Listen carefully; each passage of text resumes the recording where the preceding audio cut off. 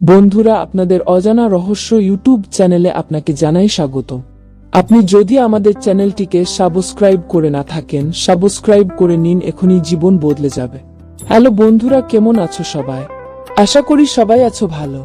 তবে বন্ধুরা, বাস্তুশাস্ত্রের মতে ঘরের প্রতিটি জিনিস সম্পর্কে কিছু না কিছু নির্দেশ রয়েছে। এরকমই আজ আমরা দেখে নেব আলমারির লকার সম্পর্কে কি নির্দেশ রয়েছে বাস্তুশাস্ত্রে। বন্ধুরা, বাড়িতে যেখানে আমরা টাকা পয়সা ও অন্য দামি জিনিস রাখি তা অত্যন্ত গুরুত্বপূর্ণ, কারণ অর্থের সঙ্গে জড়িয়ে থাকে আমাদের ভালো থাকা, খারাপ থাকা। প্রতিটি মানুষ অর্থ উপার্জন করার জন্য পরিশ্রম করেন, তাই ঘরের সব টাকা পয়সা যেখানে থাকে সেই স্থান ঠিকভাবে রাখা খুবই জরুরি। বন্ধুরা, আমরা সবাই জীবনে মা লক্ষ্মীর আশীর্বাদ পেতে চাই, কিন্তু অনেক সময় আমাদের ছোট একটি ভুলের কারণে আর্থিক অনটনের মধ্যে জড়িয়ে পড়ি। আমরা বেশিরভাগই লকারে বা মানি ব্যাগে টাকা পয়সা রাখি। তাই লকারের বাস্তু সঠিক হলে সমৃদ্ধির দেবী মা লক্ষ্মী ও সম্পদের দেবতা কুবেরের আশীর্বাদ আমাদের উপর সব সময় থাকবে।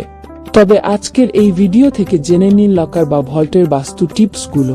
নাম্বার 1, বন্ধুরা, বাস্তুশাস্ত্র অনুসারে লকার বা মানি ব্যাগ সব সময় এমন ঘরে রাখা জরুরি যে ঘরে একটি মাত্র দরজা আছে।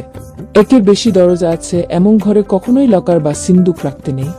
নাম্বার 2, বন্ধুরা, বাস্তুশাস্ত্র বলছে যে যদি শোয়ার ঘরে লকার রাখেন তাহলে তা দক্ষিণ দিকে দেওয়ালে রাখুন এবং ভল্টের মুখ যেন অবশ্যই উত্তর দিকে থাকে। নাম্বার 3, বন্ধুরা, বাস্তুশাস্ত্রে বলা হয়েছে যে লকারের সুগন্ধি কিছু অবশ্যই রাখবেন। ধূপকাঠি কিংবা পারফিউমও ব্যবহার করতে পারে। পদ্মের উপর আসীন মা লক্ষ্মীর ছবি ভল্টের দরজায় আটকে রাখুন। এর ফলে মা লক্ষ্মীর আশীর্বাদ আপনার উপরেই থাকবে সব সময়। নাম্বার 4, বন্ধুরা, আপনার মানি ব্যাগ যাতে কখনো খালি না হয় তার জন্য এর ভেতরে কয়েক দানা চাল রেখে দিন। এতে মা লক্ষ্মীর পাশাপাশি কুবেরও খুশি হবেন আপনার উপর। নাম্বার 5, বন্ধুরা, বাস্তুশাস্ত্র অনুসারে আলমারির পেছনে বা সিন্দুকের পেছনে কখনো ঝাড়ু রাখবেন না।